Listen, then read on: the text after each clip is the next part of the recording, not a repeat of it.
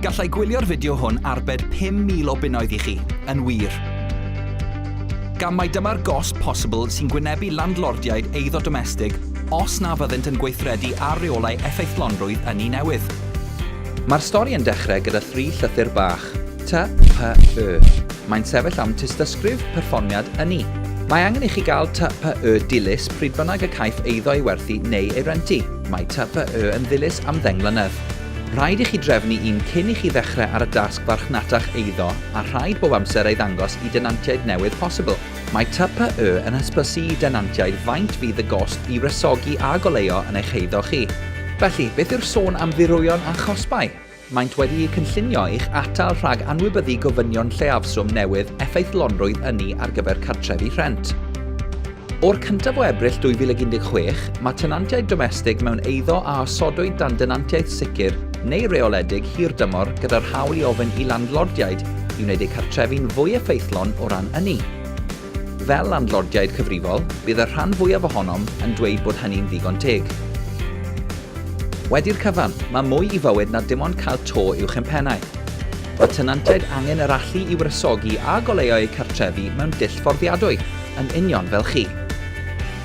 O'r 1 o Ebrill 2018, rhaid I bob landlord sicrhau bod yr eiddo y maent yn ei rhentu yng Nghymru a Lloegr yn cyrraedd o leiaf graddfa E ar y TPY, cyn cynnig tenantiaeth newydd.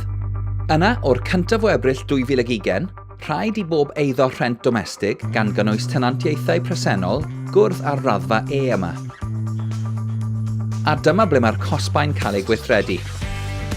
Gall rentu allan unrhyw eiddo nad yw'n cydymffurfio ar ôl y ddyddiadau hyn, olygu dirwyon hyd at 5,000 ar gyfer pob eiddo, a phob tor rheol. Gall y cyfanswm hyn fod yn cynnwys cyfuniad o gosbau, gan amrywio o rhentu eiddo nad yw'n cydymffurfio I fethu a cyfarfod anghenion hysbysiad cydymffurfio.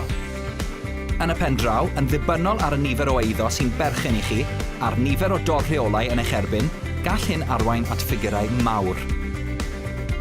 Y newyddion da yw trwy gael TPY, byddwch yn cychwyn ar y broses o adnabod ffyrdd cost-effeithiol o arbed ynni. Yn well na hynny, gall TPY gostio cynlleied a 35 pint, ac mae hynny'n gost y gallwn ni gyd deimlo'n gyfforddus ag e. Felly, sut mae TPY yn gweithio, a sut y gall fod o fydd I chi fel landlord? Mae TPY yn dweud wrthych ba mor effeithlon yw ynni mewn eiddo penodol. Mae'r graddiad yn ymestyn o A, effeithlon iawn, I G, aneffeithlon. Beth sy'n ddefnyddiol I landlordiaid yw ei fod yn nodi'r hyn y gall y raddfa fod os gwneud gwelliannau, gan amlygu ffyrdd I gwrdd ar raddfa E. Rhestrir gwelliannau cost-effeithiol yn trefn yr effaith y byddant yn ei chael ar eich graddfa. Mae hefyd yn darparu amcan gostau ac arbedion posib. Mae un rheoliad mwy a mae'n rhaid I ni gyd fod yn ymwybodol honno. Rhaid I bob landlord ac asiant gosod yng Nghymru gael trwydded gyda rhentu Doeth Cymru I gydymffurfio â Deddf Tai Cymru 2014. Os ydych chi'n chwilio am drwydded, mae hyfforddiant ar gael gan rhentu Doeth Cymru a darparwyr eraill. Mae'r hyfforddiant yn cynnwys sut I sicrhau bod eich cartrefi'n ddiogel ac yn gynnes. Byddwch yn torri'r gyfraith os nad ydych yn cydymffurfio ar cynllun. Felly, hoffech chi wybod pa gamau nesaf yw cymryd?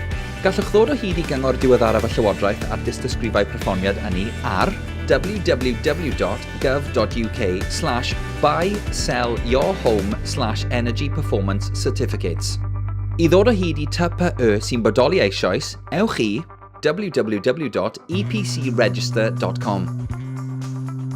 Efallai bod y gwaith o gadw ar frig rheolau effeithlonrwydd ynni newydd yn teimlo fel baich, ond bydd dilyn y canllawiau yn y fideo hwn yn arbed arian I chi yn y pen draw, ac yn rhoi teimlad cynnes I chi pan bydd eich tenantiaid yn hapus ac yn ddiogel o dan y to rydych chi wedi ddarparu. Darganfyddwch fwy,